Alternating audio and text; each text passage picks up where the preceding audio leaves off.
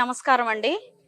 ఈరోజు 18వ డివిజన్లో ఆర్ అగ్రహారంలోకి గీతిక అనే 21 ఏళ్ల అమ్మాయి వాళ్ళ ఇంటిని మేము సందర్శించడం జరిగింది. ఈ గీతిక అనే అమ్మాయి కలుషిత మంచినీరు తాగి డయేరియాకి గురయ్యి 9 రోజుల క్రితం మరణించడం జరిగింది. ఇంతవరకు ఆవిడ మరణానికి కానీ పరామర్శించడానికి కానీ ఏ ఒక్కరూ రావడం జరగలేదు. అలాగే ఇక్కడున్న స్థానిక కార్పొరేటర్ గారు, వైసీపీకి సంబంధించిన కార్పొరేటర్ గారు వారి ఇంటికి వచ్చినప్పుడు ఆ అమ్మాయి గురించి తెలుసుకోవడానికి వచ్చి వారింట్లో మంచినీరు తాగడం జరిగి ఆయన కూడా అదే అస్వస్థతకి గురయ్యి ఈరోజు డెంగీతో బాధపడుతూ మనకి ఫేస్బుక్ల ద్వారా ఇతరత్ర మీడియా మాధ్యమాల ద్వారా ఆయన బాధను వ్యక్తపరచడం మనం అందరం చూసాం. అయితే మొన్నటిదాకా మొన్ననే ఇంకా మర్చిపోని ఒక సంఘటన శారదా కాలనీలో ఎన్నో వందల మంది డయేరియాతో చనిపోయి దాన్ని ఒకరి ఉద్దరుగా చిత్రీకరించి ప్రజల్ని మభ్యపెట్టి దాన్ని కప్పిపుచ్చేసి పక్కకు తోసేసిన సంఘటన మనం అందరము చూసాము. ఇంత జరిగినా కూడా మళ్ళీ మనకి ఇదే సంఘటన ఈరోజు ఎదురవడము, అభంశుభం తెలియని పిల్లలు 21 సంవత్సరాలు మాత్రమే ఉన్న గీతిక ఈరోజు డయేరియాతో చనిపోయింది.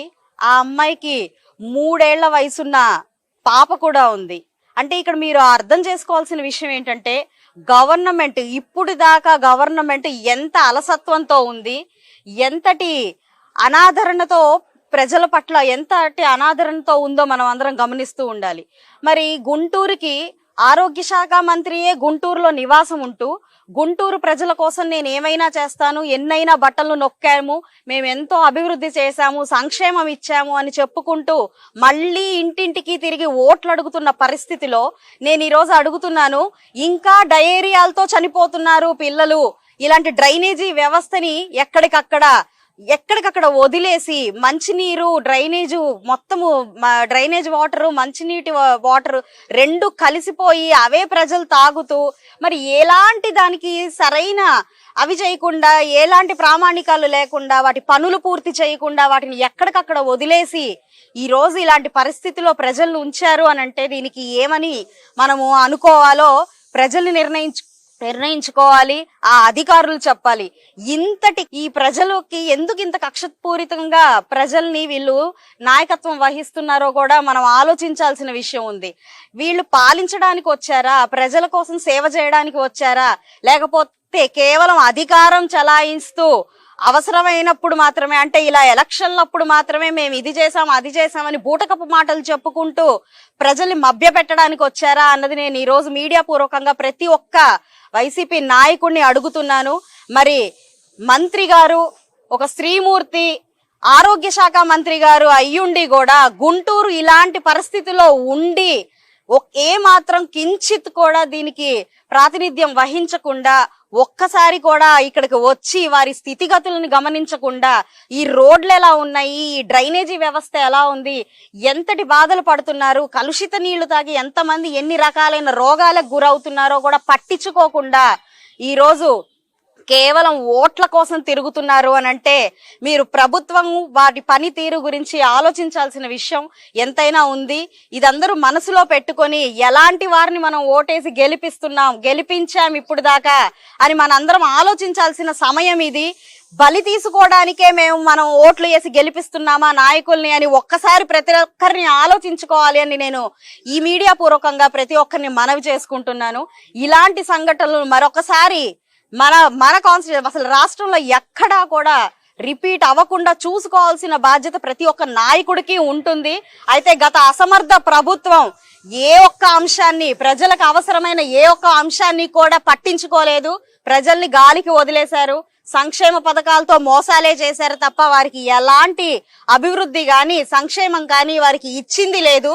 ఈ రోజు పిల్లి కళ్ళు మూసుకొని పాలు తాగుతున్న విధంగా ఏదో చేసేసాము అని చెప్పి మేము అన్ని నొక్కాము ఇన్ని చేశాము అని చెప్పి మళ్ళీ ప్రజల ముందుకు వచ్చి ఏ మొహం పెట్టుకొని ఓట్లు అడుగుతున్నారో అర్థం కావట్లేదు. నాయకత్వం కోసం పెత్తనం చేయడం కోసం తప్ప వారికి ఎలాంటి ప్రజా శ్రేయస్సు పట్టదు అని మనకి అర్థమైపోతుంది. ప్రజలందరూ దయచేసి దీన్ని అర్థం చేసుకొని, అమాయకులు తెలియని వారు ఉన్నారు ఎంతో మంది, వారందరూ దయచేసి అర్థం చేసుకొని మీరు రేపు వచ్చే ఎలక్షన్ లో సరైన నాయకత్వాన్ని ఎంచుకొని మిమ్మల్ని ఉద్ధరించి రాష్ట్ర పురోగతి పాలు చేసే సమర్థుడైన నాయకుడిని ఎంచుకోవాలని నేను ప్రతి ఒక్కరిని పేరు పేరున మనవి చేసుకుంటూ సెలవు తీసుకుంటున్నాను. దీని మీద మీరు మున్సిపల్ కమిషనర్ గాని ఏదైనా కానీ ఫిర్యాదు చేస్తారా? అసలు ఏంటి ఇంత జరిగినా కానీ మున్సిపల్ అధికారులు ఎవరు వచ్చారా రాలేదు? తప్పకుండా ఈ విషయాన్ని మున్సిపల్ అధికారుల దాకా చేరవేస్తాము. సరైన న్యాయం జరిగేదాకా మేము పోరాడతాము అని చెప్పి మేము హామీ ఇస్తున్నాము.